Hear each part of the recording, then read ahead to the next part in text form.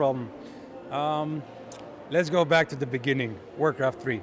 Just if I may, to clarify something, I don't have my own company. I do not own ESL. I work for ESL, but the Warcraft 3 champion part was true for a certain period of time. Let's go back there. Okay. When did you start? How old were you? I'm 36 today. And when you started? I think I started with video games fascination when I was about 5. I saw a computer. My parents were architects, and in their office there was a computer. And when I saw the video game there, it's like, wow, it was a very. Still today, I can get some goosebumps and senses. So games there, but competitively, I don't know. Like I started playing competitively when there were competitions. For StarCraft and Warcraft must have been, give or take, 20, 21 years ago. So StarCraft, the original one. Take it if it's 21 years ago. And you're from Bulgaria, right? So how were games viewed back then? Because here in Romania, it had a stigma until lately because everyone's a gamer now, more or less, because of mobile gaming and all that. But how did you put up, with negative discrimination or negative thinking about gaming? What did your parents say? I've always had full support from my parents. Not supporting though to let me play 24/7, which of course every kid would do if left alone. But other than that, they have been always been very supportive.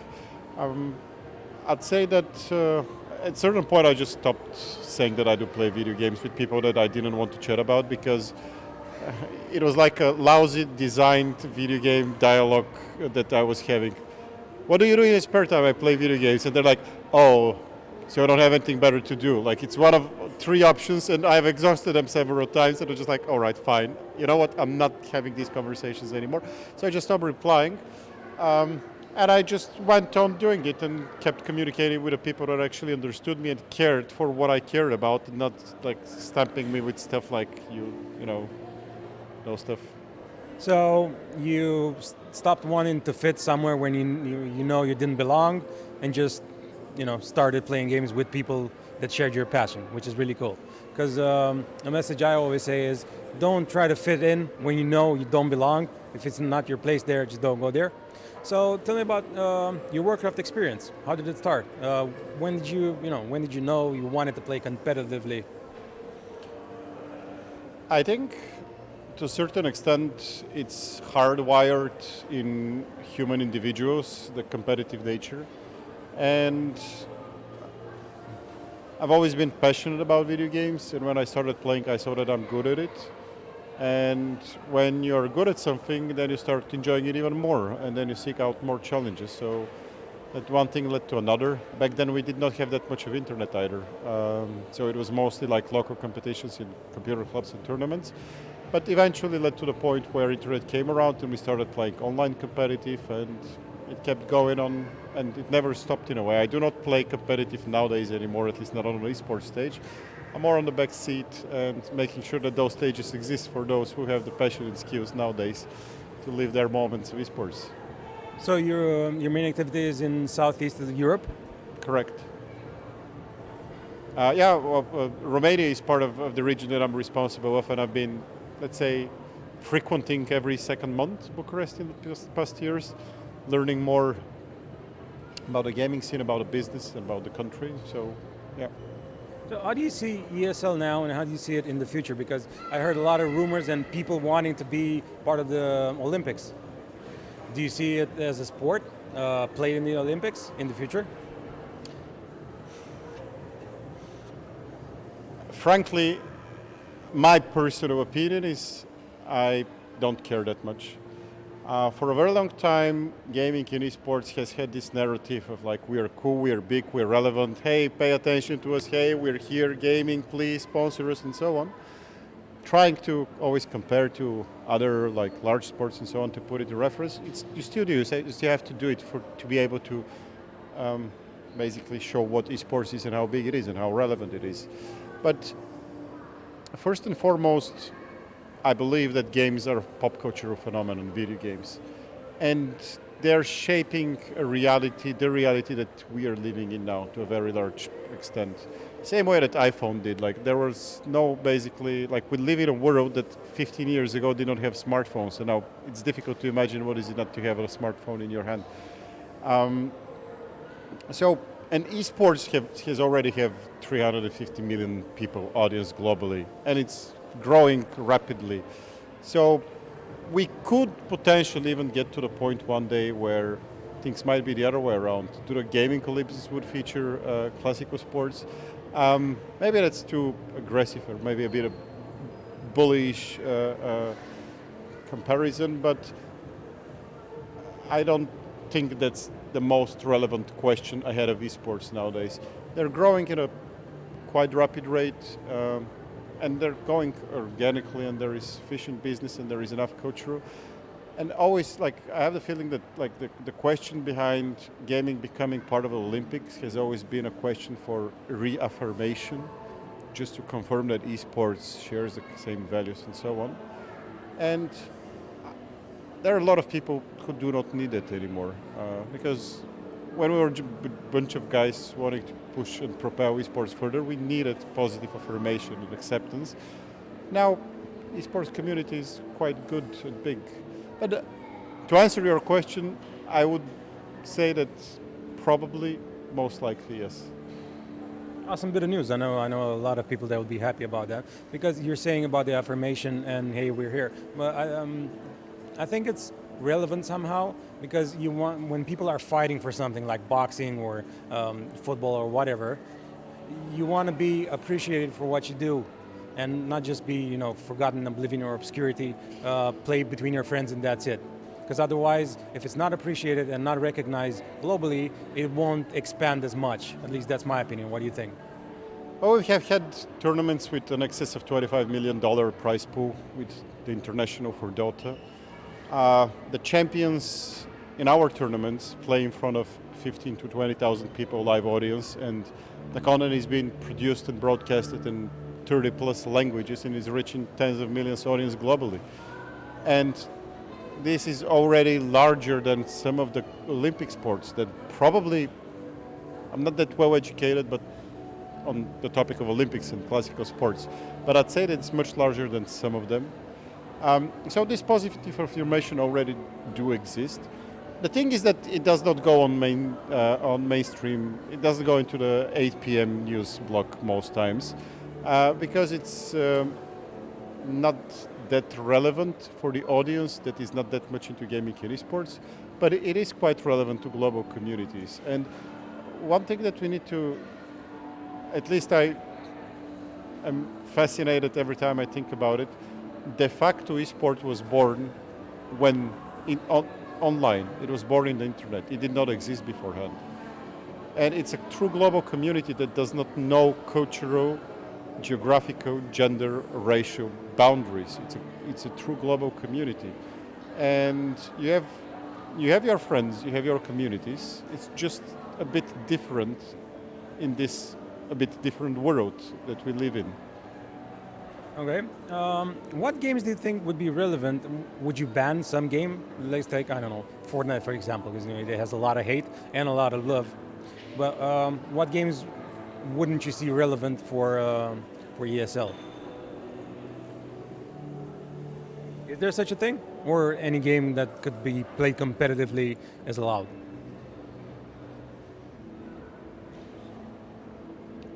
I think from esports perspective, you need to have a good game to be able to compete on it. And that's the publisher's job to do. They need the developers and publishers, they need to develop a good game. If the game is good enough to be competitive, then the communities pick it up. And if the communities pick it up as an esports title, then we are interested in organizing tournaments because there is somebody to organize it for. It pretty much works like that.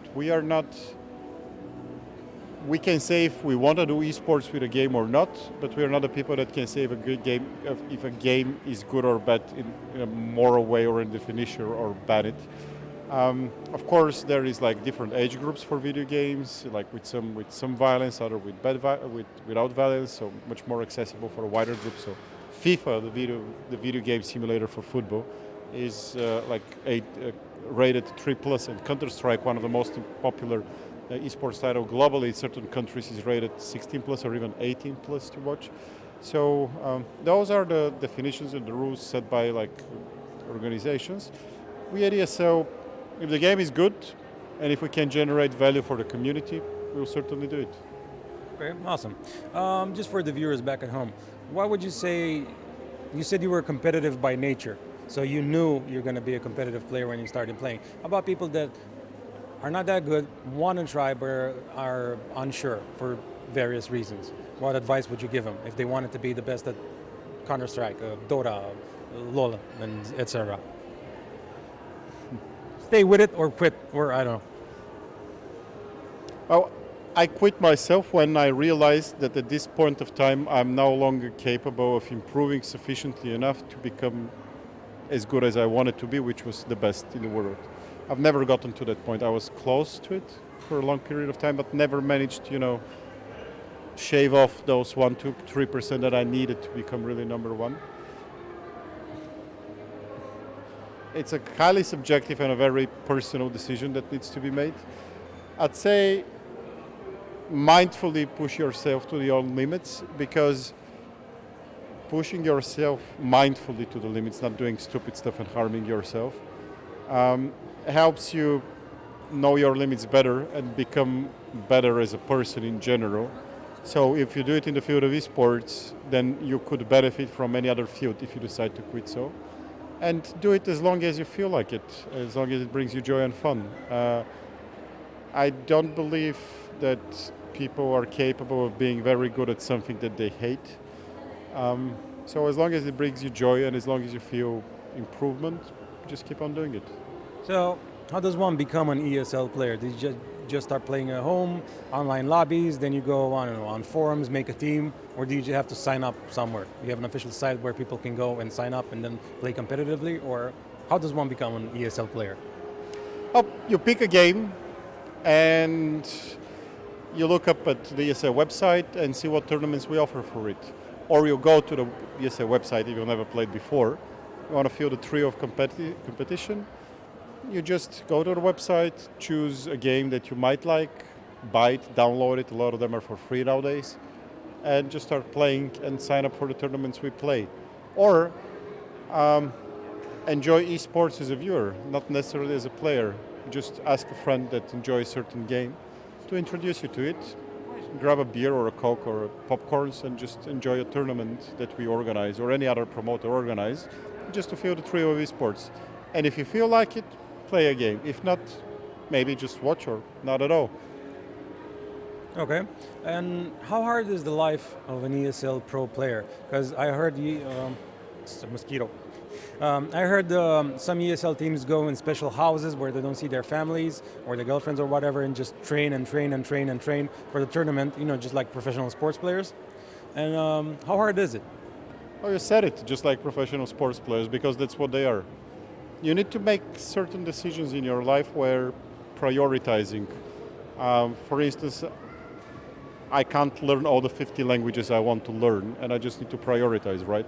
And you always choose something instead of something else. It's extremely competitive.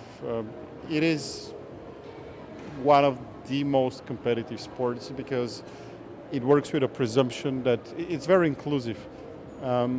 First, you don't need to be, let's say, physically. A lot of people with physical disadvantages are in general capable of playing video games and competing. It's not an expensive thing to do for most of the time. You just need a decent device and internet connection, and no mosquitoes that they're ruining all the fun. Nor flies either. So, yeah. So it's pretty rough, but is it worth it in the end? From your experience, from what you've seen? It is. For me, it was. I've traveled around the world. I've met a lot of people, different cultures, learned a lot.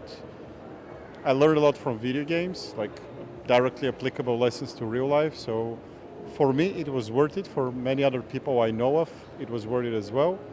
Maybe there are people that would, at certain point, vet this time as not properly invested. But it's highly subjective, and my personal journey with it was a positive one, and it is a very positive one for millions and millions of fans globally.